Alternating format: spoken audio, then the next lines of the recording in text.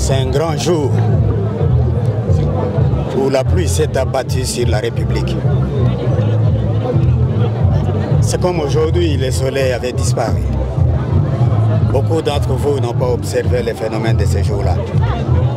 Et ceux qui ont récupéré l'histoire vous ont manipulé, ils vous ont raconté des mensonges et vous avez grandi dans les faussetés. Cette journée, pour moi, c'est une journée de deuil. Un deuil à l'encre indélébile. Ça finira chez tout le monde, sauf dans ma mémoire. C'est les jours où la République a perdu le véritable leader. Mais en même temps, c'est un jour qui doit donner l'espoir. Vous avez dit que ça fait 22 ans que j'étais en prison et tout ce temps. Oui. Mais aujourd'hui, si je suis devant vos micros, c'est grâce à une personne. Cette personne s'appelle le président Félix. C'est lui-là qui a décidé de me libérer pour que je me joigne à vous tous. De sorte que nous puissions rendre hommage à lui, les lions de la République démocratique du Congo, Laurent Désiré Kabila. J'ai donc double sens, pleurer mon père et en même temps remercier celui qui a permis que j'aie l'occasion de pleurer mon père. Voilà. Oui. Les méchants ont assassiné le président de la République, Laurent Désiré Kabila. Et vous devez savoir que le président n'a pas été assassiné la nuit. Il a été assassiné pendant la journée. Et il était 12h55 ce jour-là. Et donc, toute la vérité sur sa mort doit être connue. Et elle existe. Tout ce qu'on vous a raconté, c'est de l'histoire politique. Ils avaient raison de vous dire des faussetés, mais la vérité, vous la trouverez quand vous voudrez. Ouais, on peut compter sur vous pour avoir plus des détails sur ça. Parce que vous dites que toute l'histoire vous sera racontée. Parce que le peuple congolais... Il n'y avait pas que moi qui étais présent ce jour-là. Malheureusement, quand on m'a enfermé, tous ceux qui étaient avec moi ce jour-là n'ont pas pris le micro. On leur a privé la parole. Et on a fait ce qu'ils ont fait devant vos micros. Vous êtes contentés justement des mensonges.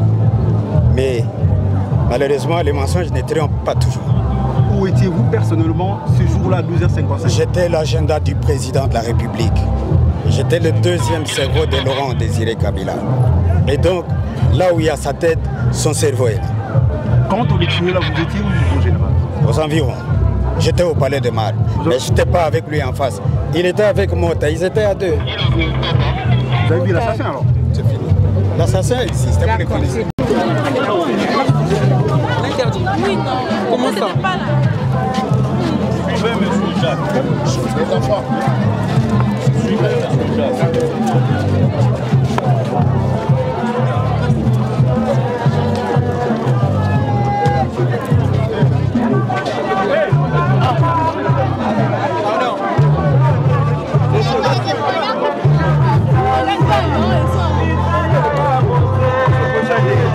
Excusez les enfants.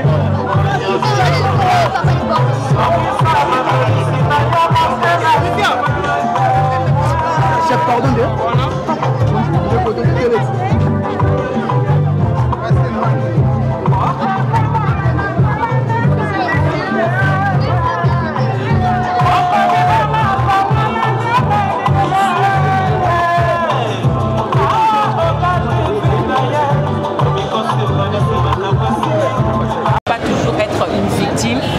Aujourd'hui, nous devons tous agir. Merci beaucoup. Le musée a servi d'exemple sur la bonne gestion des affaires publiques. Et quel message adressez-vous à l'actuel régime? Le message que nous adressons, vous venez de dire vous-même que Musée, nous avons vu comment est-ce que Musée a combattu. Et beaucoup de Congolais aujourd'hui regrettent l'entrée de Musée en disant qu'il devait rester pour qu'il y ait des choses, qu'il y ait un réel changement. Aujourd'hui, nous soutenons le FARDC par rapport à l'entrée du M23 et comment est-ce que les choses se font. Nous demandons au nouveau pouvoir de peu parler et d'agir parce que nous avons besoin de voir réellement sur terrain des actions. Merci beaucoup. Le combat pour l'indépendance, la souveraineté et la dignité du Congo pour lequel vous avez donné votre vie est plus que jamais d'actualité. En ce moment où des forces obscures, internes et externes se sont liguées pour mettre en danger votre héritage et celui de votre digne fils et continuateur, nous refaisons le serment de ne jamais trahir le Congo. Repose donc en paix, héros national. Pour le Front commun pour le Congo, Raymond Tshibanda, président de la cellule de crise. Merci. Lelo Sangani Awa ezapona lelo 22e année pour l'assassinat il y a Laurent Désiré, le musée Laurent Désiré Kabila. On a vraiment le 3e président Nabiso Nagati Mboka. Il est vraiment fierté vraiment pour le Congo. Azam toi vraiment les Mboka Nabiso vraiment kasi penza. Na madisuri le mbala mbala penza je ne peux pas trahir vraiment le Congo. Il est vraiment le soldat du peuple, il était vraiment nationaliste. Nous allons célébrer vraiment 22e année pour l'assassinat de l'assassinat pour l'élo pensa. Continue et pour leur présence parmi nous. Aux différentes chorales qui nous ont accompagnés, qui nous ont toujours accompagnés et agrémentés, nous disons merci. Les journalistes, les services de la presse qui immortalisent toutes les activités de commémoration en permettant aux centaines de milliers de Congolais qui sont dans d'autres provinces d'être en communion spirituelle avec nous dans cette commémoration, nous disons également merci. Nous vous demandons d'accepter et de trouver dans ces quelques mots un geste de reconnaissance fraternelle envers vous tous, ici présents, et à ceux qui nous suivent à travers les différents médias. Nous saisissons cette opportunité, vu que nous sommes au mois de janvier, pour vous souhaiter à vous tous une année de paix, de réussite et de bonne santé à chacun de nous et à vos familles. Que le bon Dieu bénisse notre cher pays, la République démocratique du Congo, et nous tous ici présents. Merci pour votre aimable attention. Pour partager un sujet important qui nous préoccupe, et cela veut dire notre redevabilité envers Dieu.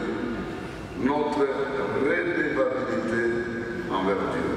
C'est un thème que nous avons pensé partager à cette occasion. Pourquoi? Parce que nous savons que la vie que nous avons nous a été donnée. Dans le monde, on définit la vie de plusieurs manières, mais la Bible reconnaît que la vie est un don. Celui qui nous l'a donné sans qu'on l'ait demandé. Et il a le pouvoir de récupérer ça sans que nous soyons en mesure de l'en empêcher. Donc celui qui a donné la vie est le souverain de la vie. Il sait donner la vie, il sait la reprendre, mais il sait aussi la soigner, la corriger, la ressusciter. Il sait bénir cette vie-là, il sait l'élever. Il est lui-même le centre de la vie, l'énergie principale de la vie.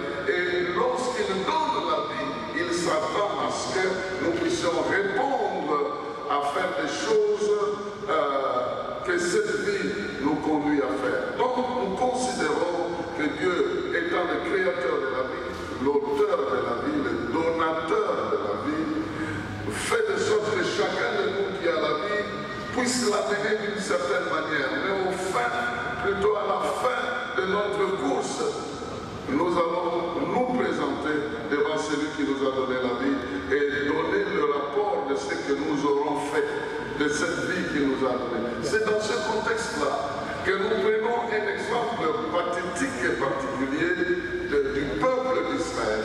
Selon l'histoire contenue dans la Bible et dans d'autres textes historiques, Dieu a créé une nation à partir d'un individu, Abraham. Mais cette nation est passée par 4 siècles d'esclavage. Et quand Dieu retire ce peuple de 4 siècles d'esclavage pour l'installer comme une nation à un endroit qu'il a prévu, Dieu prend soin de lui donner en amont un certain nombre de règles qu'il doit respecter afin que cette vie, afin que cette nation, afin que ce peuple puisse vivre à l'aise.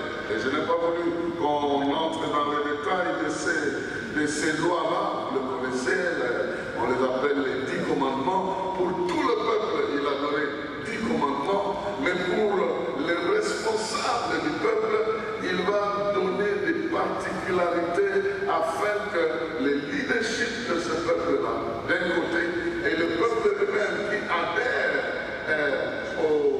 à l'éthique divine, puisse vivre une vie heureuse. Quand Jésus a reçu la demande de donner l'explication sur les 10 commandements, il en a résumé en 2. Tu aimeras l'Éternel ton Dieu de tout ton cœur, de toute ta force, de toute ta pensée, et tu aimeras aussi ton prochain comme toi-même. Donc ça c'est le résumé de tout ce que Dieu a donné au peuple. Et lorsque le peuple s'attache à la pratique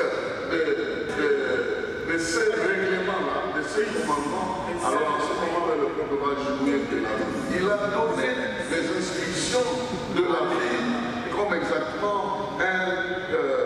un producteur de produits pharmaceutiques, si je peux me permettre le pléonasme, va mettre un prospectus pour dire, si vous voulez que ce produit vous fasse du bien, vous devez le prendre le matin, à midi, le soir, et il va prescrire une dose.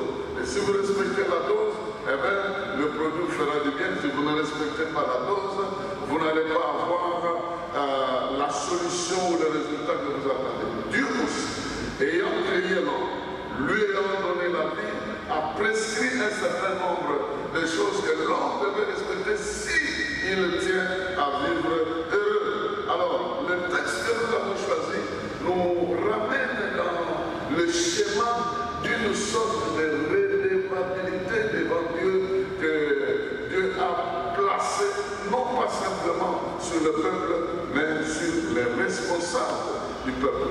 Et je sais que je m'adresse aux responsables du peuple, c'est pourquoi j'aimerais insister sur cet aspect de redevabilité.